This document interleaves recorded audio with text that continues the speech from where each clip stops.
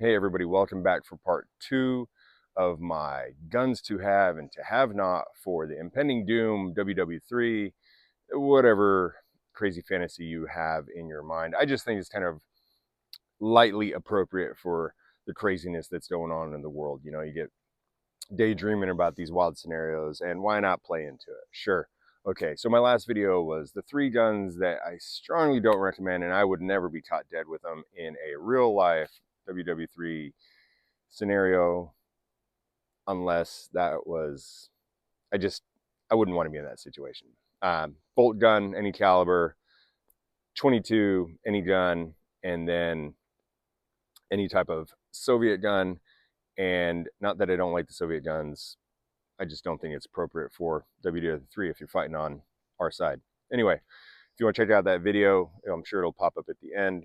Either way, moving on to the 3 guns that I think you should have, all right? And I'm going to base this off of the kind of the context of my past experiences or whatever, and then what I think is a worthy gun through use and shooting and all that stuff. So no surprise here, we're going to go with the old M4 AR-15, however you slice it, type gun for your battle rifle. The number one top dog is going to be your M4. It really is. Just don't let it be one of those super short, like 6-inch weird deals. Like no shorter than 11.5 inches. Sky's the limit. If you got to have like a 22-inch or something, sure, but why? Let's say 11.5, 12.5, 14.5, 16. Your basic M4s, and not just bare bones. It's going to need a red dot. It's going to need a sling. It's going to need a flashlight. Your basic setup. Lasers for night vision, bonus. If you've got night vision, bonus, right? Like, but you got to have the basics, your basic battle rifle, and that's what it's going to be. Not including the 308 AR-10. I'm going to set that one separate. Great gun, has its role, but for my top 3, that's not going to be in it. Maybe if it was a top 5, it would certainly be in it, but for this purpose, no. Battle rifle M4 in 5.56. None of those other crazy calibers either. 5.56, that's the one. All right, moving on to number 2. I'm going to say a 12 gauge semi-automatic. It's got to be semi-automatic shotgun.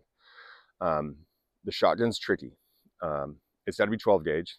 That's what it's got to be. All right, so that's great for doing your using it as a tool for breaching type stuff.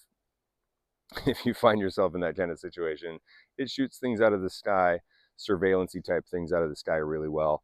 And of course, you can hunt great with it for birds. So I'm not talking about like some 32-inch 3-round Holden goose gun that's got the, that's not what I'm talking about. I'm talking about a battle-ready 12-gauge shotgun, semi-automatic, something like the Mossbergs, the Berettas, the Benellis, something along those lines. You're gonna want to be able to secure it to yourself somehow, sling type attachment. Lights are great. I would say almost have to have them. For me, you're gonna want to. I will say I have to have a light on a shotgun. Pressure pad too, not push button. Got a whole lot of videos on that stuff.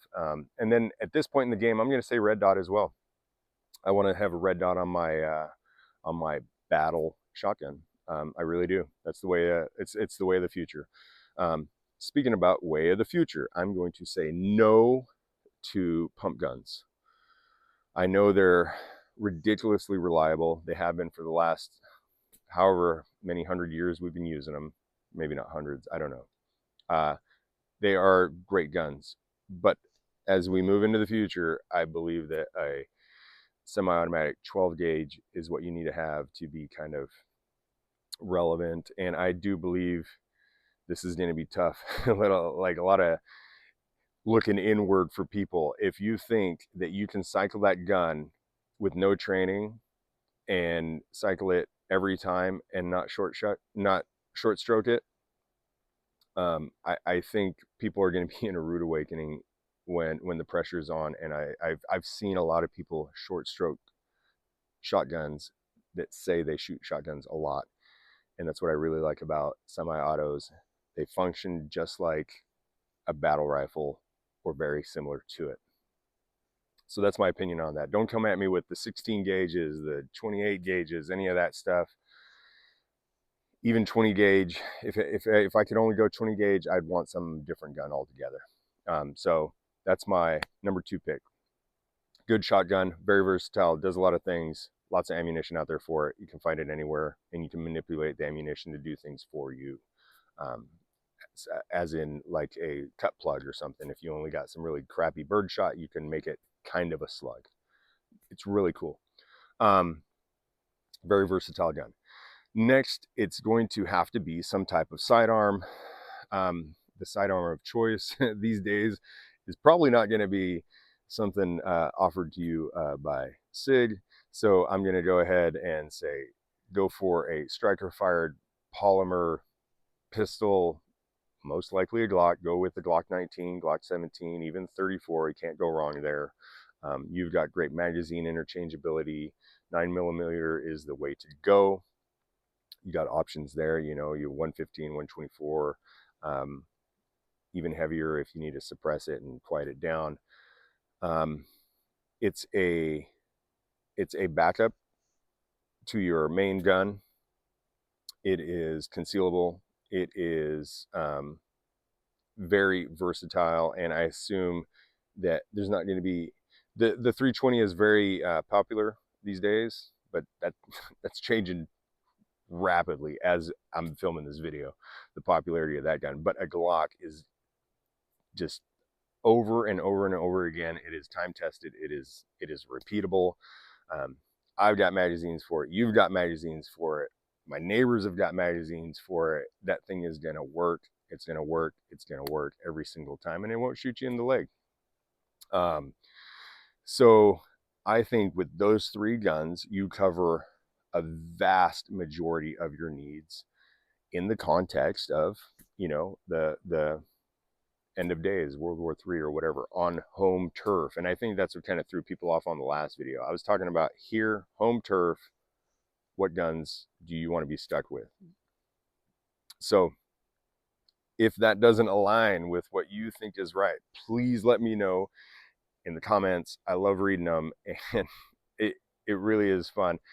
And of course, I can't think of everything, so remind me if I forgot something. So thanks for tuning in. Stay safe, and see you next time.